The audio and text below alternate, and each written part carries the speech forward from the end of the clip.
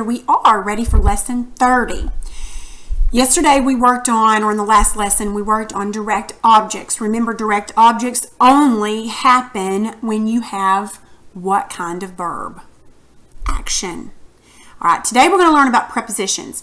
To me, prepositions are one of those things that actually should have started out even before nouns, because once you learn how, and you may already know how, but once you know how to recognize a preposition and a prepositional phrase, it really makes things much easier to break down these sentences.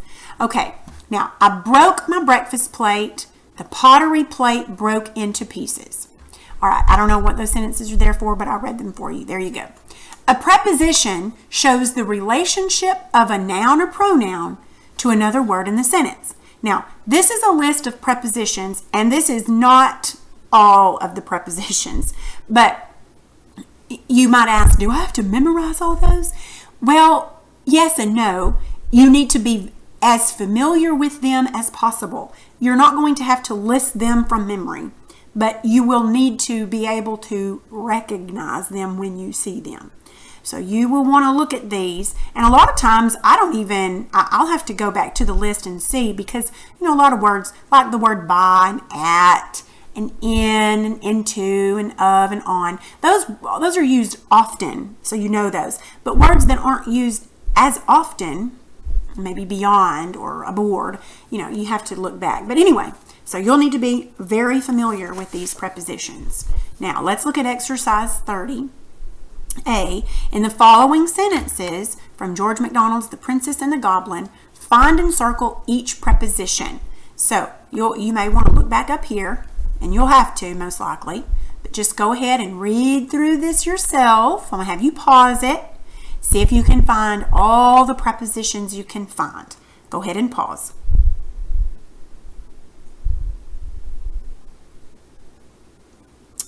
All right. Let's check and see if you found them.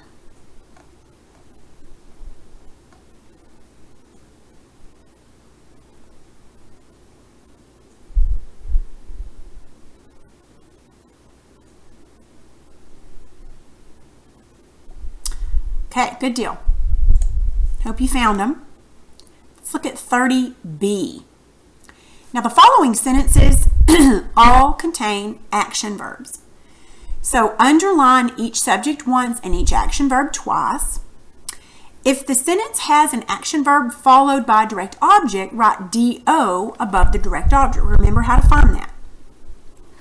If the sentence contains a preposition, circle the preposition and draw a line to connect the two words that the preposition shows a relationship between. The first one's done. So train is your subject. Puffed is your verb, okay? So train, puffed, who or what. Now you might say loudly, but this does not answer who or what. This answers how. So we'll learn later on that that's actually an adverb. So that's why you wouldn't say, this sentence does not have a direct object. And every sentence doesn't have to have one. They have to have an action verb to have a direct object. But not every sentence with an action verb will have a direct object. So this is actually not, this is an adverb. Now, then they connected, they went back and they found the preposition, which is in. Okay, so this gives the relationship between train and depot, because in tells where the train's at. Okay, that's how they did that. So let's look at this one. So he opened the door suddenly. Okay, opened is your verb. Who or what opened? He. Okay, this is action. Let's see if there's a direct object. He opened who or what? He opened the door. That's our direct object because that tells what he opened. Okay, this tells how he opened it, so we're not doing that yet.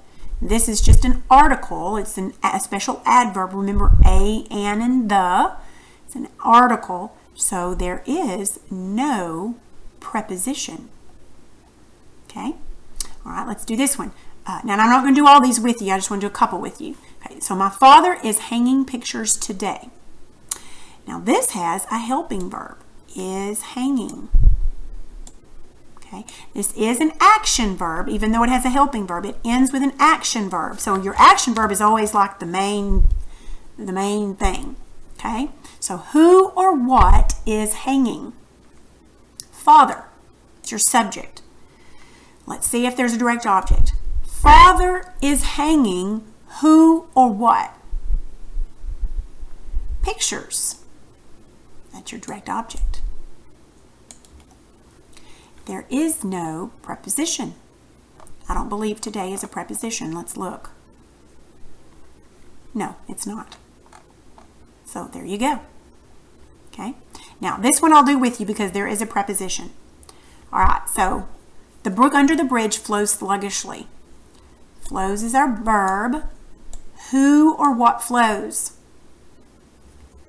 Brook. The bridge doesn't flow. The brook flows.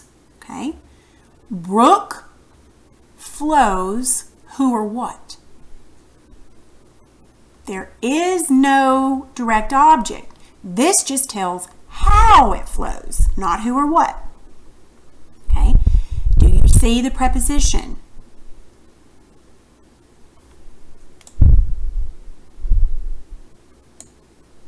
So that means we have to connect brook to what is it under? Bridge. Okay, this preposition tells how brook is related to the sentence. It's under the bridge. Make sense? Okay, so you're going to finish the rest of these sentences doing the same thing. And then on 30C, it wants you to diagram those sentences that we just did. But it says if a sentence does not have a direct object, do not diagram it. So you're only going to diagram those that have direct objects. Okay? On the back of this page, it will be fine. All right, if you need any help, let me know. That's all for today.